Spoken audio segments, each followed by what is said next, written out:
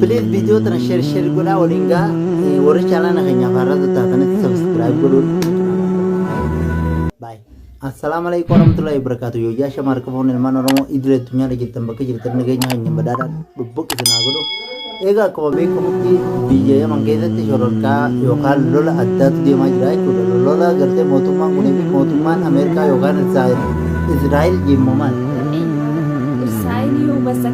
Israa'el kun walitti deemu jiru gartee kanaafuu uummata keenya gartee mana hidhaatii fi bakka adda addaatti taa'u uummata Oromootii fi hawaasa biyya kanaa walumaan dha'aa jiran jechuudha. Har'aan tana guyyaa har'aan tanaa kun agartee kalee galgala saadatti nama baay'eetu dhume ilmaan Oromoodha kan mana hidhaa keessa jiru gartee oo xiqqaate namni dhibbaa afurii fi dhume jechuudha. Kanaafuu Oromoo teenya bakka jirtanitti hin baasin sila as keessa agartee warri as keessa hin baasin hin jirtu silatti Oromoo UN hin jirtu immoo gartee bahu jirti jechuudha. UN fi bahaa jirti jechuudha. Kanaafuu Imbaasin biyya adda addaa jirtan uummata Oromoo gartee Itoophiyaa walumaa gala uummata Itoophiyaa kan Yaman jiru sagalee taa'aaf akka gartee makkee dabaan falatti dhaan jiran jaa karaa obboleettii jaatiin dabarsee jira.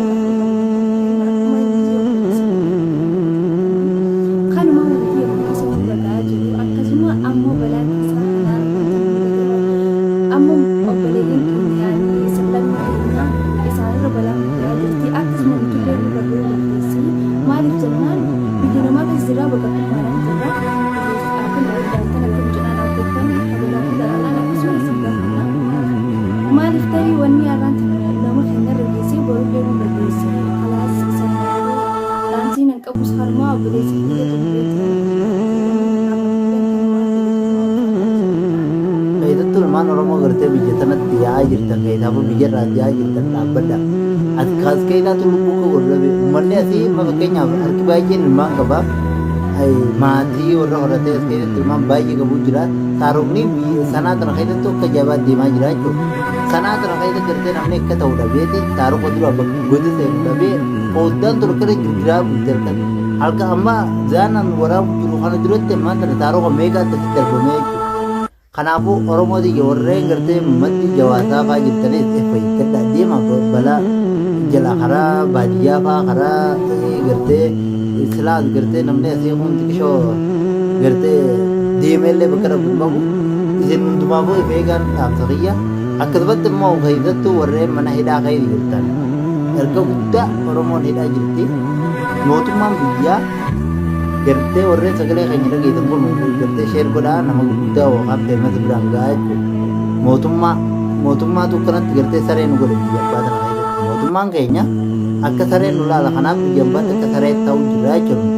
Amma silaa mootummaan keenya gartee mootummaan impaayirichaa kun gartee hawaasni kun maaliif akkana miidhama maaliif hidhamaa jala jeeme biyya abbaa keenya jira oo gocha yakkaa dalagees qabamee biyya isaatti darbamu yakka biyya ofiititti gartee si raawwate biyya ofii galeetti fitachuu danda'a. Kanaafuu mootummaan jala deemaa hawaasni kee biyya keessa faca'ee akka sareetti gartee cafaqamaa jiru kanaaf furmaata tokko kaa'een dhaamsa kiyya darbee immoo uummanni Oromoo keessattuu namni karmatti gartee lubbuu ofiitti taphachuun hin ta'u nuti isaa jalaa mammalannu miti hin jedhu mee xiqqa keessatti maal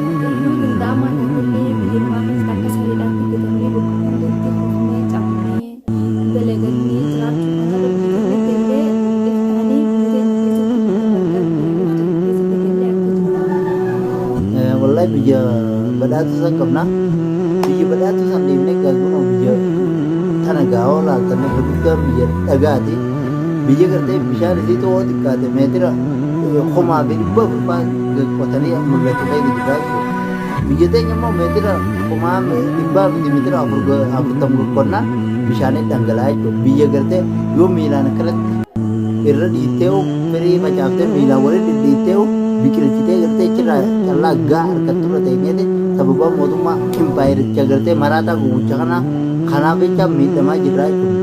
Kanaafuu uummanni keenya deemaa galaati biyya teessanitti waraana bilisummaa Oromoo cinaa dhaabbadhaa biyya teessan fudhadhaa akkasitti bilisummaan jiraadhaa.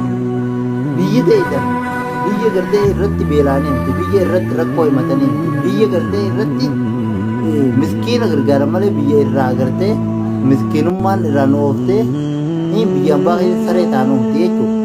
Kanaafuu hangalma isiniif dhaabna, har'aaf asumatti dhaabna, nagaan turaa.